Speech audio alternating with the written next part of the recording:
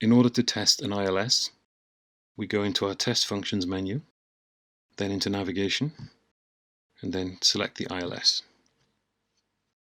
So the left-hand side of the screen is our pre-test conditions, and the right-hand side of the screen are the in-test values. As with all of our test pages, there's a config screen at the bottom, which I'm going to enter now. This calls up our config screen.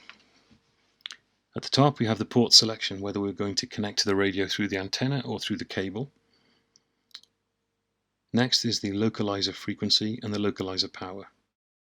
I can change the localizer frequency from presets to channels to variable.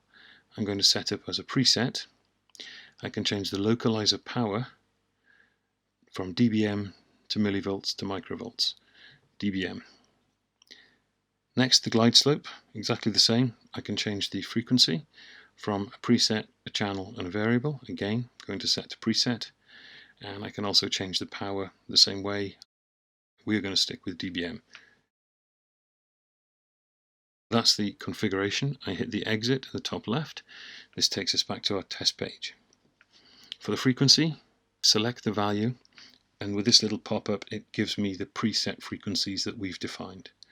I'm going to use 109.15. This of course is a localizer frequency, and the system will automatically tune to the related glide slope frequency. Next, the power of the localizer. Click the numbers, up pops our little box. In this case I'm going to take the value to 0 dBm. Power for the glide slope, exactly the same. Touch the numbers, up pops the box. I'm going to leave it at 0 dBm. Ident, I can select it from an off condition to a continuous 1 kHz tone or a Morse code. So this is defining what audio we'll hear in the cockpit. We like to use the code, so we're going to send a Morse code.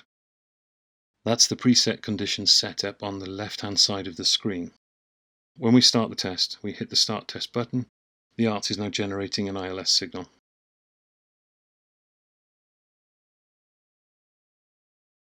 At the top left, we have the localizer deviation step, and we can change that from fixed to variable. We're going to leave it as fixed. Same thing for the glide slope. We can change that to fixed values. So whenever we move the localizer and the glide slope, that will be moved in a stepped value, in a fixed amount. We can change the localizer phase and the glide slope phase by simply selecting them and changing a value, normally 0 degrees for localizer and 0 degrees for glide slope phase. You also have localizer tone deletes. Both on means a normal signal. If we select this, we can change that to both off, which switches both portions, the 90 and the 150 Hz elements of the localizer off, or we can switch the 90 Hz off individually or the 150 Hz off. Normal operation for us is to keep them both on. Same thing for the glide slope delete. If we want to, we can switch both elements off together, or switch the 90 Hz element off or the 150 Hz element off. In this case they're both on. So right now we're generating a center point, center line localizer and glide slope ILS signal to the aircraft. By pushing the right arrow, I step the localizer 1 dBm to the right. It's indicated there. If I push it again, it's 0.155 dBms to the right. I can push the left arrow and bring it back to the center point. Same thing for glide slope. As I switch the glide slope, it's now up, and I can take it higher, or I can take it down. If at any time I push the center dot,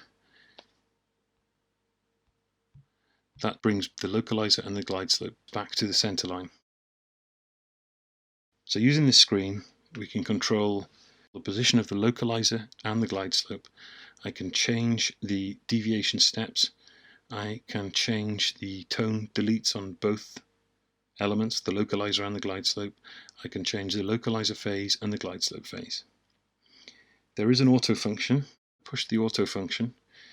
In auto, the localizer and glide slope move in a corkscrew pattern from the outer edges of their indication right into the center line in a stepped fashion. Once they get to the center point, they will go backwards. The radio and the display is continually exercising from the extremes of the ILS down into the center line. We use this for fault finding. It can be used to exercise instruments, to find faults with cables and connectors and antennas. To switch auto off, you just touch it again and auto's off. That's the localizer. To finish, stop the test. We're now not generating a signal, and we can exit back to the navigation menu, back to the functions menu, back to the main menu.